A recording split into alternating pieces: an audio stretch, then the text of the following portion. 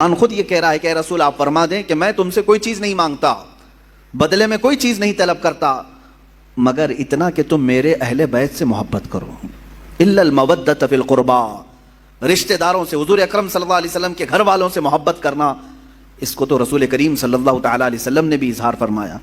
ایک حدیث ملتی ہے، من مات علی حب آل محمد مات شہیدا، جو حضور کی آل کی محبت میں، حضور کے گھر والوں کی محبت میں انتقال کر گیا دنیا میں، اسے شہادت کا مقام عطا کیا جاتا ہے۔ اہل بیت کی محبت شہادت کے مقام کو پہنچاتی ہے۔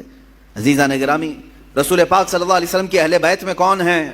مفسرین نے الگ الگ رائے اگرچہ رکھی ہیں، لیکن زیادہ طور پر مشہور حضور اکرم صلی اللہ تعالی علیہ وسلم کے اہل بیت میں آپ کی بیٹیاں، آپ کی ازواج مطہرات، یہ سب اہل بیت میں ہیں۔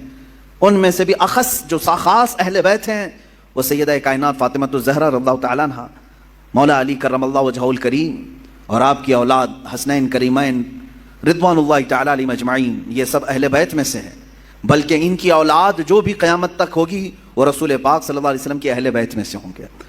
نبی کونین صلی اللہ تعالیٰ علیہ وسلم کے اہل بیت، ان کی عزت، ان کا احترام ہمارے لیے ضروری قرار دیا گیا، اور جو حضور کی آل سے بغض رکھتا ہے، ہلکی عداوت بھی رکھتا ہے، دشمنی رکھتا ہے، اس کا خاتمہ برا ہوگا۔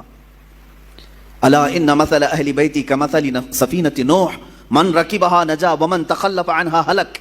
رسول پاک صلی اللہ علیہ وسلم ارشاد فرماتے ہیں، آگاہ ہو جاؤ، میرے اہل بیت کی مثال نوح علیہ السلام کی کشتی کی طرح ہے۔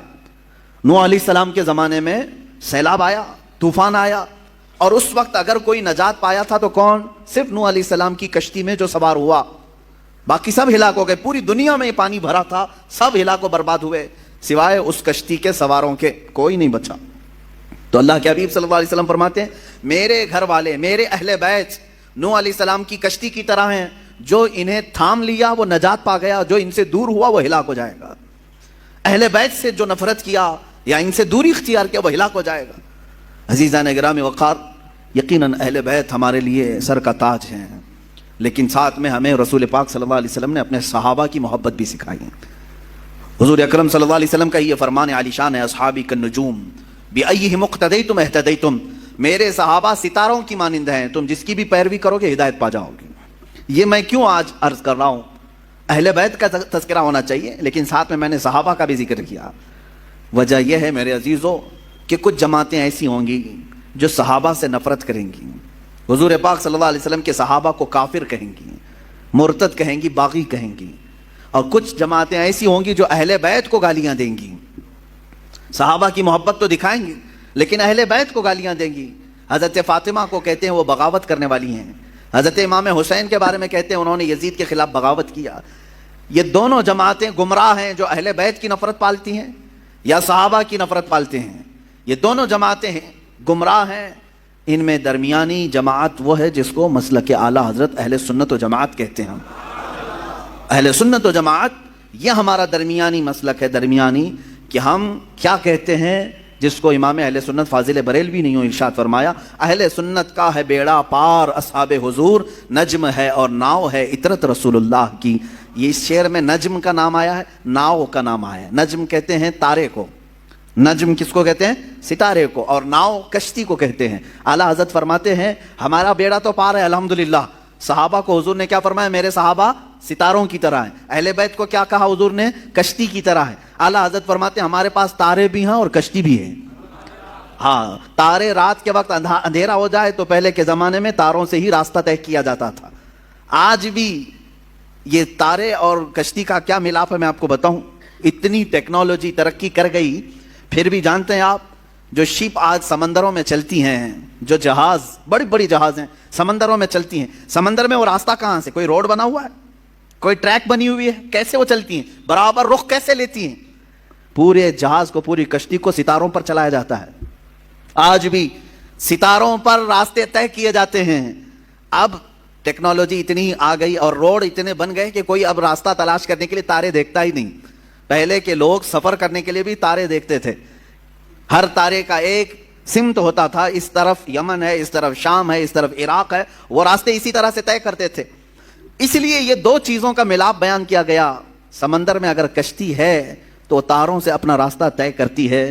میرے عزیزو، ہم یہ کہتے ہیں کہ صرف تارے دیکھ کر کے چلیں اور سمندر میں چلنا چاہے تو بھی ممکن نہیں ہے، اور صرف کشتی پر بیٹھ جائیں تارے نہ دیکھیں تو بھی ممکن نہیں ہے۔ اسی لیے اعلیٰ حضرت نے فرمایا اہل سنت کا ہے بیڑا پار، اصحاب حضور نجم ہے اور ناؤ ہے اطرت رسول اللہ کی۔ اللہ کے رسول کی عطا کردہ دونوں نعمتیں ہمارے پاس ہیں، ہم صحابہ کی بھی عزت کرتے ہیں اور اہل بیت اطہار کی بھی عزت کرتے ہیں۔ ان دونوں میں سے کسی ایک کو بھی ہم خطا کار، گنہگار، معاذ اللہ رب العالمین، باغی، اس طرح کے الفاظ ہم ہرگز نہیں استعمال کرتے۔ اہل سنت کا یہ موقف رہا ہے۔ اب میں اہل بیت اطہار کے متعلق عرض کروں، اس میں خاص طور پر رسول پاک صلی اللہ تعالیٰ علیہ وسلم کے گھر والوں میں حسنین کریمین رضی اللہ تعالیٰ عنہما، ان کی قدر کیا تھی، ان کی عزت کیا تھی۔ صحابہ بھی حضور پاک صلی اللہ علیہ وسلم کے زمانے میں، حالانکہ ان کی عمر بہت کم تھی، حضرت امام حسین حضور پاک صلی اللہ علیہ وسلم کے انتقال کے وقت صرف 6 سال کے تھے، 6 سال کے تھے۔ حضرت حسن مجتبیٰ رضی اللہ تعالیٰ عنہ 7 سال کے تھے۔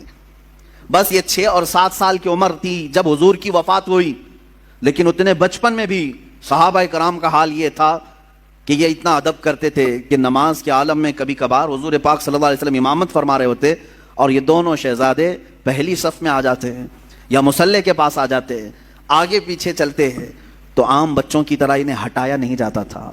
ان کو نہ پہلی صف سے کوئی پیچھے کرنے والا ہوتا، نہ کوئی ادھر سے ادھر کرتا۔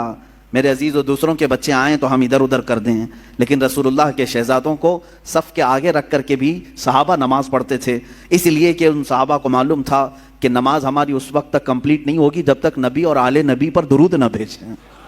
ہاں، تحیات میں بیٹھنے کے بعد تو پڑھنا ہی پڑے گا نا، اللہم صلی علی محمد وعلی آل سیدنا محمد۔ ہم تو کہتے ہیں اے اللہ درود بھیج محمد صلی اللہ علیہ وسلم پر اور ان کی آل پر، تو صحابہ کی نمازیں کیسی ہوتی ہوں گی جب نماز میں تحیات پر بیٹھ کر کے یہ پڑھتے ہوں گے اے اللہ نبی پر تو درود بھیج، تو مصلی پر نبی کو دیکھ رہے ہوں گے، اور جب آل محمد پر درود بھیجتے ہوں ان شہزادوں کو پہلی صف میں دیکھ رہے ہوتے ہوں گے۔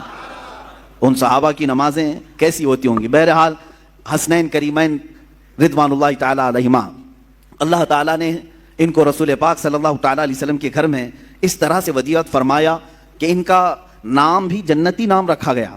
حسن اور حسین، میرے آقا نے فرمایا اسما من الجنتی، یہ جنت کے ناموں میں سے ہے، جنت کے ناموں میں سے ہے۔ اور میرے آقا صلی اللہ علیہ وسلم اکثر امام حسین کو سونگھتے تھے۔ چومنا الگ چیز ہے نا، بچوں کو ہم بوسہ دیتے ہیں، چومتے ہیں، حضرت امام حسین کو حضور پاک صلی اللہ علیہ وسلم سونگھتے تھے۔